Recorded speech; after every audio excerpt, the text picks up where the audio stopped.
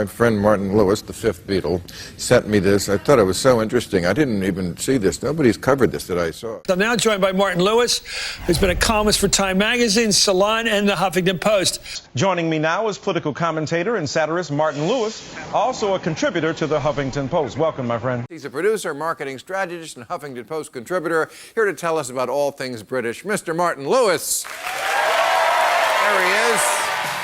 I would like to introduce, as my next guest, the President of the United States. Oh, actually, that's a typo. Yeah? Yeah, no, I'm the resident of the United States. That shouldn't be a P. Those people, my office, they get that wrong every time. Damn it! I'm the resident of the United States, but it means I'm just 1 P away from being president, which at my age happens all too frequently, Nice. I can tell I have you. to ask, I'd be remiss if I didn't ask you about Donald Trump's shithole countries comment, because it's not unrelated to Britain, right? Absolutely. Well, first of all, I hate using the word shithole. Could we please change it to Trump hole? I think that would be better. Well, here we go. I guess there's a lot of factors here in the midst of Brexit. They finally agreed on Brexit. They're going to pull out of Europe. And here we have the royal family in turmoil. How's it all connect?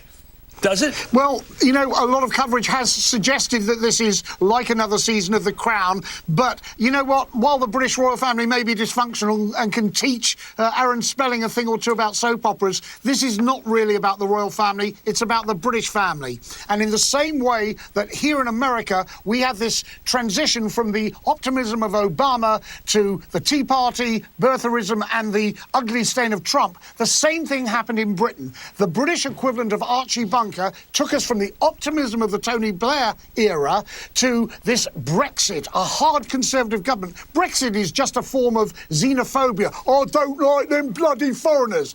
And ultimately, we now have a British Prime Minister called Boris Johnson who describes Africans as pickaninnies and black people as having watermelon smiles. Just imagine how a proud daughter of an African-American woman should feel about that. Look, it's not very hard. It's not rocket science to actually to create a good relationship between an American president and a British prime minister. I mean, George Bush just put out some doggy treats, and he had Tony Blair acting like a French poodle. I mean, it's not hard to do. So to alienate your allies is not really good sense. I read your article in the Huffington Post about the Murdoch thing. It was the best thing I have read yet on that subject.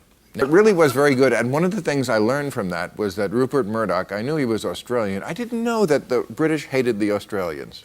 Well, we've had a sort of rather interesting relationship with them. Ultimately, the people in Australia, it was a penal colony. I mean, we basically sent our pickpockets and our sheepshaggers there in the 17th century, and and now they come back in the form of the Bee Gees and Rupert Murdoch. You know.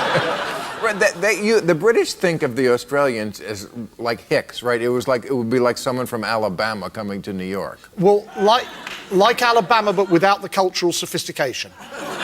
But I have to say one more thing in defense of Donald Trump. He was attacked for saying what he said about Bette Midler, but he was right. Bette Midler made a film about the D-Day invasion called Beaches, but there was no Tom Hanks, there was no invasion of Normandy, and so Donald Trump was right to call out Bette Midler for being unpatriotic. Martin, you are. Look, just how big of a mess has Mitt Romney gotten himself into? Well, it's a big pile of mitt, frankly. It would be as though a British socialist politician would go to America and say that America's economic woes were as a result of all the vulture capitalists, such as Mitt Romney and his cronies at Bain Capital, that caused the problems in America. That's not a job for British socialists to say. That's a job for American socialists like Newt Gingrich and Rick Santorum. So that's not the right thing to be done. Beating in the tabloids. Why she get a beating all the time? Well, slithering out of the rock is that bigotry that's always been there. And remember that fairy tale royal wedding where we had that fantastic black choir singing Stand By Me, a black preacher from Chicago. Everybody thought it was wonderful. Not in Britain. Rupert Murdoch's tabloid The Sun sneered at it. A BBC host looked at a picture of Meghan Markle's baby and tweeted that it looked like a monkey. That's the sad truth, that Britain has that racism still. There was nowhere in the rule book that it said you can't put naked women or semi-naked women in a family newspaper. This is something that is seen by the family, and it simply became part of the British culture. And he did the same thing, of course, with Fox News, because it didn't say anywhere in the rule book that you have to be politically nuanced and in the centre. He said, hey, why do I have to obey rules that's not written down? I don't think it's going to happen, because the demonstrations would be larger than the crowd that he had for the inauguration. And moreover, if he said, under British law, if he said anything that was racially hateful or inciting, he could be arrested. He doesn't get diplomatic immunity. You have to be diplomatic to get diplomatic immunity. And he could find himself in prison for up to 14 years. And it's worse than that, because we have in Britain the equivalent, I guess you could call it, the Phil Spector protocol, that if you're a criminal in prison, you're not allowed to wear a wig, a hair plug or weave. So no longer would Donald Trump be just a bald-faced liar. He'd be a bald liar, period.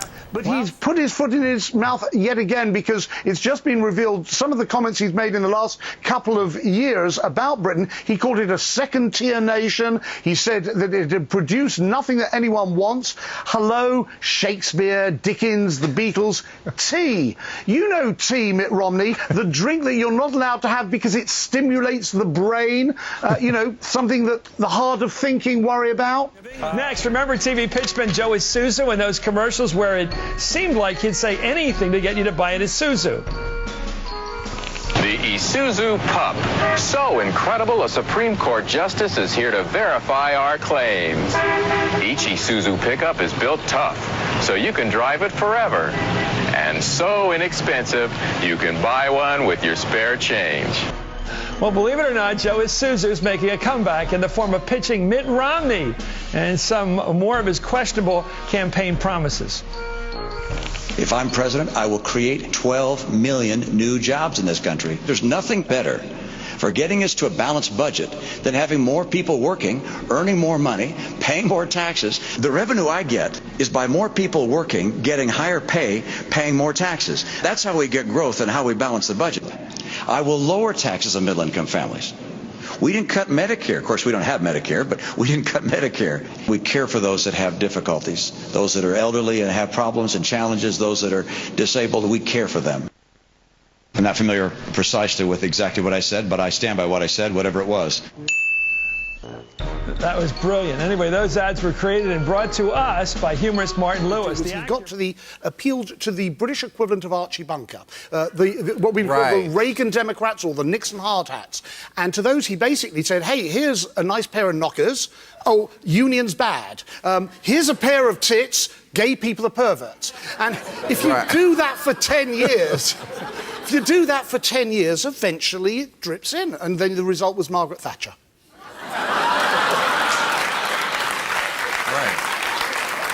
Yeah, I'm slightly left of centre, but occasionally I will go the other way. For example, today I'm in deep mourning because Margaret Thatcher died. Right, I mean, very deep mourning. About that, yeah. May I say, what a great honour it is for you to have me on your show.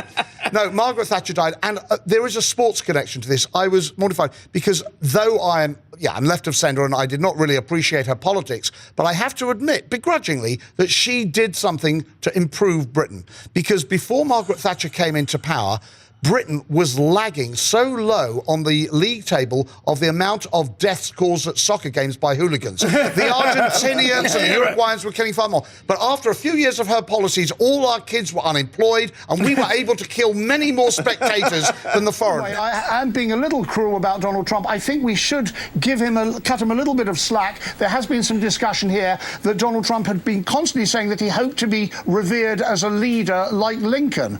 And I can say now that it is going to be the case. He is like Lincoln. Lincoln Rockwell, the founder and leader of the American Nazi Party, mercifully no longer with us. Americans have this lovely dewy-eyed image of Brits. We think of James Corden and John Oliver, Helen Mirren, and even an old fogey like me. But the reality is a lot of the Brits are actually, if you remember what Ricky Gervais was like on the Golden Globes, Sure. You've got that stream of vituperative reactionary bile hating on anything anything progressive, anything kind or thoughtful or tolerant. And that is a daily diet in Britain, in the tabloids and in social media. I'll tell you who they really would like to see in Britain make a state visit, and that is the delightful porn actress, Stormy Daniels. She'd be very welcome. And that's also good news for Donald Trump. You know why? Because I was thinking he doesn't like hearing us Americans criticize him. If he pays every American $130,000 to keep our mouths shut, we'd all shut it, and it would only cost him $423 trillion, which he has because he's so wealthy. He's so rich. Martin Lewis, you are a national treasure. You're an international treasure, actually. You're an intercontinental treasure. Thank you very much for being here. My pleasure. I appreciate it. Thank you. What he does is his ideology is money, power, influence in order to get more money, power, influence. Right. And there was a great American satirist, Tom Lehrer, who once did... I remember, wonderful. Yes. And he did a song about Wernher von Braun, who was a Nazi rocket scientist who suddenly was an American rocket scientist. Right, after the war, we hired him for our rocket program. And Tom Lehrer summed him up perfectly. A man whose allegiance is ruled by expedience. That is Rupert Murdoch. Once the rockets go up, who cares where they come down? That's not my department, said Wernher von Braun. All right, yes. Martin Lewis, thank you very much for catching us up on the British. All right, good job.